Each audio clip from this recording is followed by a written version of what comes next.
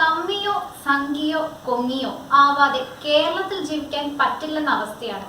ഇതിലൊന്നും ഇല്ലെങ്കിൽ പോലും ഇതിലേതെങ്കിലും ഒന്നായി ചാപ്പ കുത്തിക്കളയും.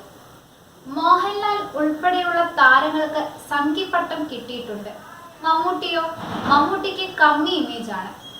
പിഷാരടിയും ധർമ്മജനുമൊക്കെയാണ് സുപ്രസിദ്ധ കൊങ്ങികൾ. കമ്മിയായാൽ കേരളത്തിൽ ഒരു ഗുണമുണ്ട്, അധികം പരിക്കേൽക്കാതെ കഴിഞ്ഞുകൂടാം. സംഘിപ്പട്ടം കിട്ടിയാൽ തീർന്നു, ട്രോളി കൊന്നുകളയും. സുരേഷ് ഗോപി തന്നെ ഏറ്റവും വലിയ ഉദാഹരണം. അല്പസ്വല്പം വകയൊക്കെ കിട്ടും, അത് പൊലിപ്പിച്ച് ട്രോളി കൊല്ലും. അതാണ് കേരളത്തിൽ ഇപ്പോൾ നാട്ടുനടപ്പ്.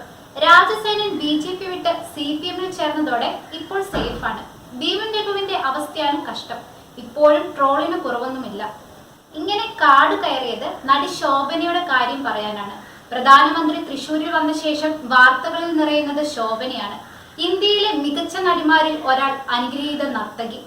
ഒരാളെ സംഖ്യയായി പ്രഖ്യാപിച്ചാൽ പിന്നെ കേരളത്തിൽ ഒരു രക്ഷയുമില്ല. മോദി പങ്കെടുത്ത പരിപാടിയിൽ പങ്കെടുത്തു എന്ന് മാത്രമല്ല, മോദിയെ പുകഴ്ത്തുകയും ചെയ്തു. അതോടെ കൺഫ്യൂഷനിലായത് ഒറിജിനൽ കമ്മികളാണ്. കേരളത്തിൽ വന്ന നടിയാണ്. ദിവസങ്ങൾ കഴിഞ്ഞപ്പോൾ മോദിയുടെ പരിപാടി. എങ്ങനെ കൺഫ്യൂഷൻ ഉണ്ടാവാതിരിക്കും? വിഷയത്തിൽ ഏറ്റവും സെൻസിബിളായ അഭിപ്രായം പറഞ്ഞത് എഴുത്തുകാരി ശാരദക്കുട്ടിയാണ്.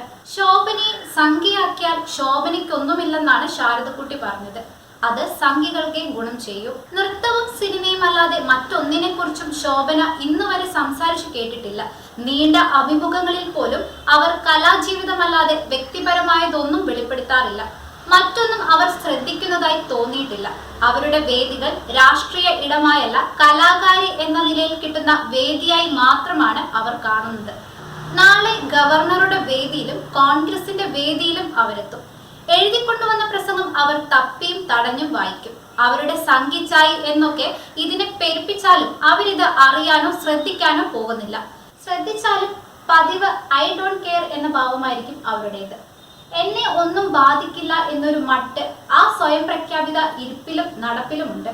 മല്ലിക സാരാഭായിയെ പോലെയോ ഷബാന ആസ്മിയെ പോലെയോ രാഷ്ട്രീയ ചിന്തകളുള്ള ഒരു വ്യക്തിയല്ല ശോഭന. BJP സമ്മേളനത്തിൽ പങ്കെടുക്കില്ല എന്ന തീരുമാനമെടുക്കാൻ മാത്രമൊന്നുമുള്ള രാഷ്ട്രീയ ബോധമില്ലാത്ത ഒരാളെ കുറിച്ചും അവർ വായിച്ചു തീർത്ത ഒരു കുറിപ്പിനെ കുറിച്ചും ഇത്ര ബേജാറാകേണ്ട കാര്യമുണ്ടെന്ന് തോന്നുന്നില്ല, ശാരദക്കുട്ടി പറയുന്നു. എത്ര നല്ല നിരീക്ഷണം. BJP നേതാവ് മോദിയുടെ പരിപാടിയല്ല, പ്രധാനമന്ത്രിയുടെ പരിപാടിയിലാണ് ശോഭന പങ്കെടുത്തത്. അവർ ഒരു കലാകാരിയാണ്.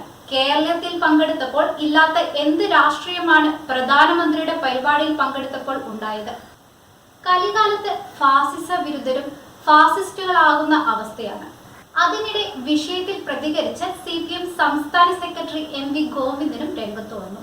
മനസ്സിലാവുന്ന ഭാഷയിൽ നല്ല പ്രതികരണം. പ്രധാനമന്ത്രിയുടെ പരിപാടിയിൽ സാംസ്കാരിക രംഗത്തെ പ്രമുഖർ പങ്കെടുക്കുന്നത് സ്വാഭാവികമാണ്. ശോഭന ഉൾപ്പെടെയുള്ളവരെ അതിന്റെ പേരിൽ BJPയുടെ അറയിലാക്കാൻ ഉദ്ദേശിക്കുന്നില്ല. ഏത് രാഷ്ട്രീയമുള്ളവരായാലും കലാകായിക താരങ്ങൾ കേരളത്തിന്റെ പൊതുസ്വത്താണെന്നും അദ്ദേഹം പറഞ്ഞു. പ്രധാനമന്ത്രി വിളിച്ചു ചേർത്ത യോഗത്തിൽ പങ്കെടുക്കണോ വേണ്ടയോ എന്നത് അവർ തീരുമാനിക്കേണ്ട വിഷയമാണ്.